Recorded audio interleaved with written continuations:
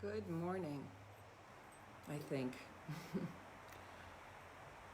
Wonderful to be here with you. It always feels like I have my peeps, my spirited living community, my friends and online buddies, real life friends, online buddies. And I had originally intended, and I will stick with that intention with some variations probably, to talk about the fall equinox today on my Saturday Deb's Reflections, the fall equinox coming up on Tuesday. And just this week has been a humdinger, personally, and then of course with the news of RBG's death last night. Whew, yeah, hopefully I can get through this in one piece. But I feel like the message of the fall equinox, a couple different very strong messages that I've celebrated over the years in circles with my wonderful friend Barbara Bijou and other people, are very apropos for where we are right now. And in fact, because my brain is all over the place, and in case I forget to mention it, my Unitarian Church, the Fourth Universalist Society, where I typically do my new moon circles, but of course they've been virtual, we are hosting, as we've been doing the last couple years, a service on Tuesday night, on the eve of the fall equinox, on the fall equinox day, actually. So I invite you. I can give you information about that. It's free. It's probably going to be about 45 minutes, and it will expand what I'm going to do today, some resources and some ideas that I'm going to share with you today. And I'll also send you, because it's also where I drew some of the things, some of the I don't know that I'll read right from them, but some of the words that today are from one of my ebooks. I did a series of seasonal playbooks, the Authentic Woman playbooks, and there's one for each season, and they start on each of the equinoxes and the solstices. And it's called, do I have it out here? Yeah, I think it's on my desk. If you go to my website, you can see it. Again, I can give a link for that afterwards. This is any pivotal point on the wheel of the year. And by the wheel of the year, I mean that natural connection that we have as human beings living on Mother Earth is a really important time to assess where we are, particularly around the theme of whatever that particular point is. With the fall equinox, the two major themes are balance, because it's like the spring equinox. It's one of the two moments in the year when the hours of daylight and the hours of sunlight are equal. So equinox means equal night. So we, in the spring, which was a little incongruous, was normally the time when energetically we would be feeling like we were moving more towards the light and expansiveness. And of course, literally within a week after the spring equinox, or a week before the spring equinox, everything all over the world shut down, and we've been in that place with varying degrees of coming out since then.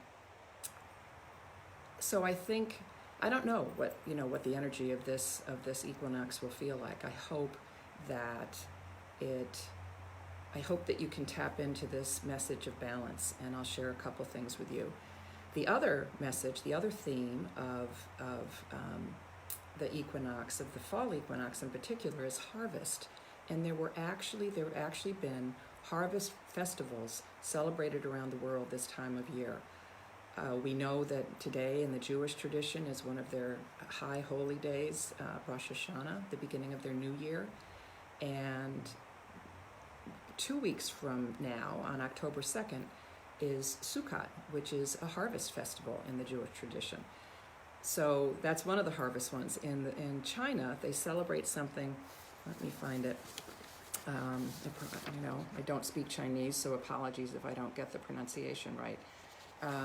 They celebrate, it's a time of abundance and thanksgiving, and it's known as Chang Chu.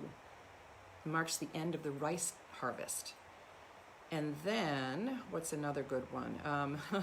In ancient Rome, the equinox coincided with the grape harvest, which is when they celebrated the infamous festival of Dionysus, the god of wine, when everybody danced and partied until they dropped. And then, of course, later on in the fall, not, a good 2 months after the fall equinox, is our American Thanksgiving.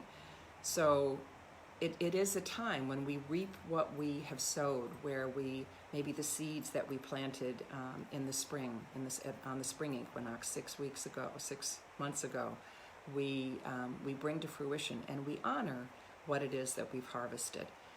So my questions for you to reflect on, your own reflections today: what have you brought to full bloom, even beyond bloom? What have you brought to fruit? What have you brought to fruition during the last several months that you want to honor as we move into very slowly now? Now we will begin to feel more than ever the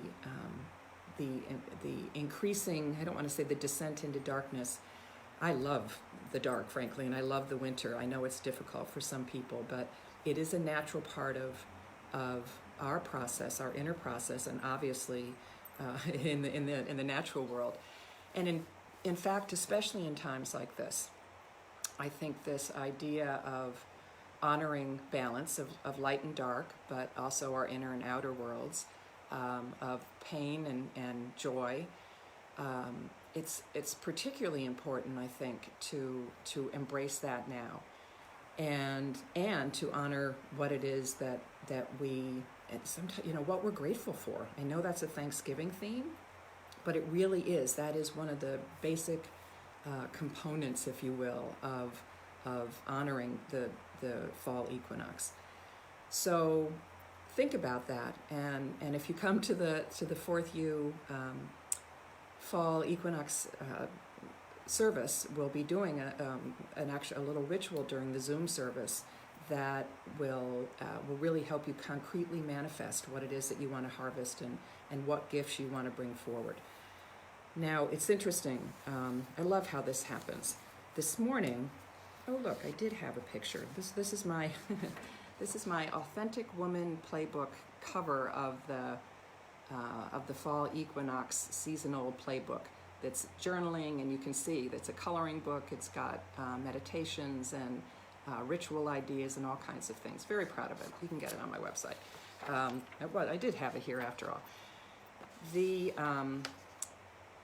I just got this morning, and I'm happy to send it to whoever wants it, because this felt, oh my gosh, so apropos for where we are right now.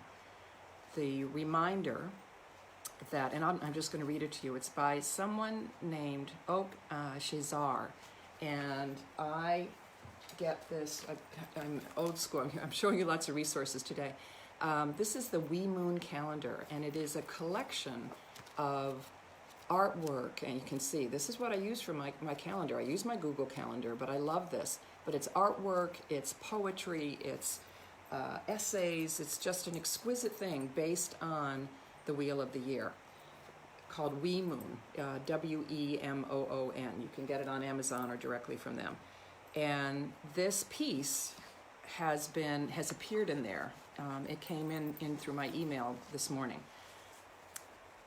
Autumn's grain is spring's seed.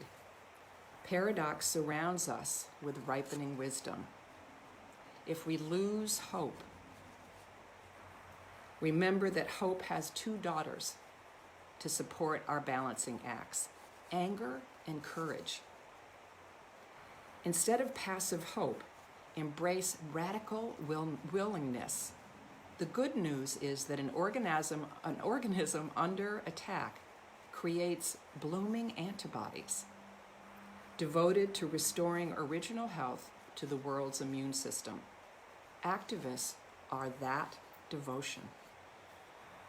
So, given what's going on in the world, between COVID, Zoom fatigue, the political scene, whatever's going on in your life personally, if you've had a week like mine, hope can be hard to come by.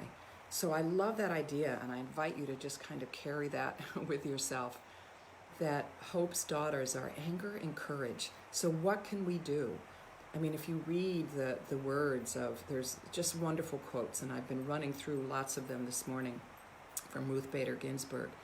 And one of them talks about that if we're quiet, we are in collusion with the oppressors. So we must speak out. And I say that in terms of wherever you are, whether in your personal life or what's going on in the world. And as you do that, to take a moment, as difficult as this week has been, for me, my bright spot is always spending time with my granddaughter and my now granddaughters. But I did have a wonderful day, 3 hours in the country with Kira, with our 3.5-year-old granddaughter. And that just, she's hope to me. So think about that balance, that paradox of pain and sorrow coupled with joy and hope. And give gratitude for the complexity that we embody as human beings, and that are really all around the world. And I'll share with you, see if I can get through it, because I seem to be breaking into tears on a regular basis this week, which I don't apologize for. I just want to be able to get through this song. I am definitely a crier, and I probably get more so the older I get. So this is, and we'll share another Fall Equinox chant with you at the 4th U Fall Equinox service on Tuesday night. But this one is about gratitude. This one is about giving thanks for whatever it is that you've harvested over the last several months. Certainly since the spring equinox, where we were in the depths of darkness in many ways. But embracing the darkness to come is a time for inner reflection as well. And maybe singing this chant to carry you through. And it's actually kind of fun and jazzy. It's one of what I call one of my goddess rock chants. I did not write it. I wish I knew who did. Most of my chants I don't. It goes, thank you, Mother Earth. Thank you, Sister Water. Thank you for my birth. Thank you from your daughter. Thank you, Father Sky. Thank you, air in motion. Thank you, everyone.